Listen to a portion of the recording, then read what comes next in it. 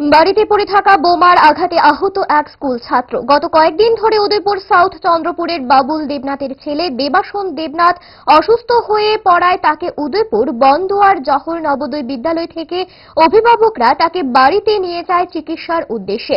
সে সপ্তম শ্রেণীর ছাত্র। ছেলেটির মা গত 2 দিন ধরে দেখতে পায় তার বাড়িতে বলের আকারে কিছু একটা পড়ে রয়েছে বাড়ির উঠানে। মনে হয়েছে এটা একটা বল। বুধবার দেবাশন বাড়িতে পড়ে থাকা এটিকে বল মনে করে ধরতে যাওয়া মাত্রই একটা বিকট আওয়াজ করে ফেটে ওঠে, আর সঙ্গে সঙ্গে দেবাশন দেবনাথের মুখমণ্ডল পুরো ঝলসে যায়। এলাকার লোকজন আওয়াজ শুনে ছুটে এসে দেখতে পায় মাটিতে পড়ে রয়েছে সে। তড়িঘড়ি তাকে নিয়ে যাওয়া হয় গোমতী জেলা হাসপাতালে। বর্তমানে চিকিৎসাধীন অবস্থায় রয়েছে দেবাশন। তার মা জানায় ছেলেটি একটু সুস্থ হলে রাধাকিশোরপুর থানায় মামলা দায়ের করা হবে। এদিকে খবর পেয়ে পুলিশ ঘটনাস্থলে ছুটে যায়। 12টার সময় একটা গুড় জাতীয় বোমের মতন এটা আমার ছেলেটা খেলছে পরে এটা ব্লাস্ট মারানোয় হ্যাঁ অসুস্থ হয়েছে। আপনি তখন বাড়িতে ছিলেন না?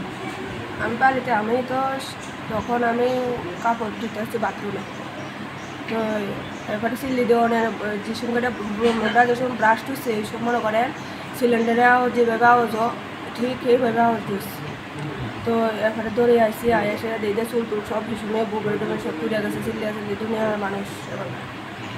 এরপরে গিয়ে তো হসপিটালে লই আসছি। কি নাম আপনার ছেলে? দেবাশন দেবনাথ। বাড়ি কোনখানে? বাড়ি সাউথ চন্দ্রপুর। আপনি কি হয়? আমার ছেলে নবোদয় স্টুডেন্ট। নবোদয় কোন ক্লাস পড়ে? ক্লাস 7-এ। ছুটিতে বাড়িতে আসেন? অসুস্থ অবস্থায় বাড়িতে আনছি, ব্যথা আর বমি আসছিল।